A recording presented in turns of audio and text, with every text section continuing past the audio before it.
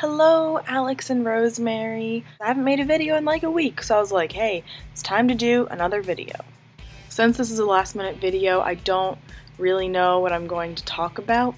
Just gonna wing it today. But I suppose I'll just talk about what I did this week. My RA Miwa had like a girls' night for all the girls in 3 Center and 2 Center, which is section of the dorm that I live in. You know, did lots of girl things. We put on facial masks and we painted our nails. My culture shock partner, Salongo, she painted my nails. Ooh, sparkles. You're jealous, aren't you? We also made brownies and cookies beforehand, so we ate lots of sweets and stuff. We pigged out like girls do.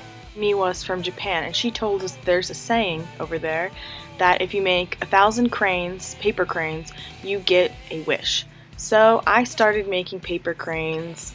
I made this one. Oh, it's really cute. And then I made this one. I picked the gold just because it was so shiny. Last night I went over to one of my friends' houses. It's called the Blue House, obviously, because it's blue, but it's an international house for international students. When I went over there, we watched Paranormal Activity 3. Alex and Rosemary, I know that we watched 1 and 2 together, which were really good, but I gotta say, I was really disappointed with the third one. In the first one, it has a very simple plot.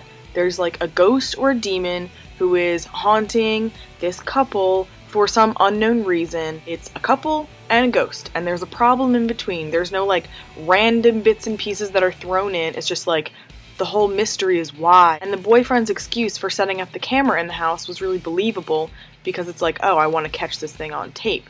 The second one, while still good, was not as good as the first one in my opinion. It was a good excuse having all the cameras around in the first one because someone had robbed their house, so obviously they had cameras around for security purposes. That makes total sense. And then you get a little bit of background story, and while it's like a little far-fetched, it's not so unbelievable that you're just like, this is stupid. Oh, this demon actually wants the boy. He wants the boy because he was promised the boy, because your like great-grandmother or whatever like sold her soul or something to get rich. The sister with the son puts the curse on the other sister from the first movie. Makes total sense. And then the third one is about the 2 girls from the first and second movie, them growing up in their childhood. And I was like, that's a really cool concept because in the first 2 movies they hinted that they had experienced these same things when they were younger.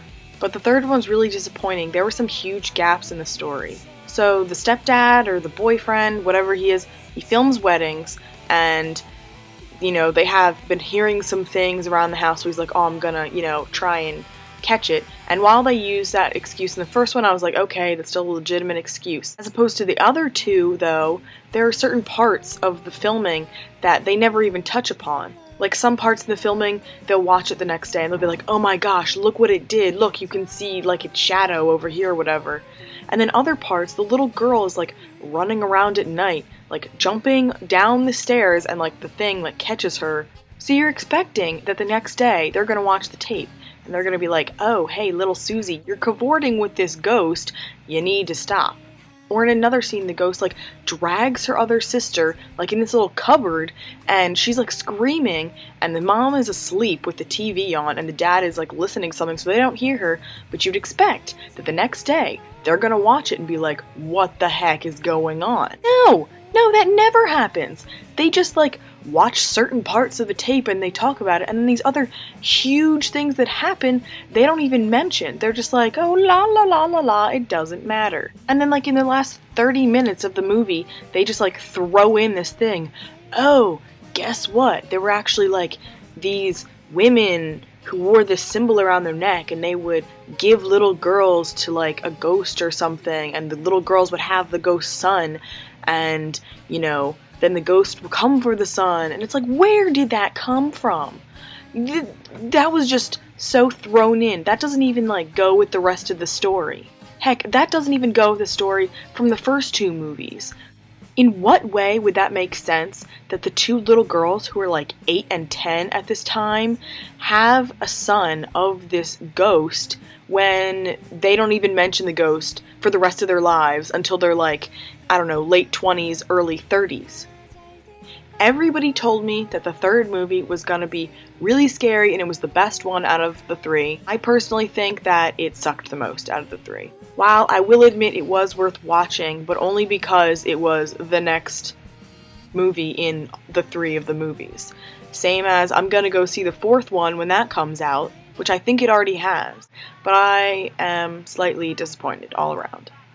Yeah, so that was my random rant. Sorry if this video sucks. I really just wanted to record a video to share with you guys and not, stay silent for weeks upon end. So enjoy this video.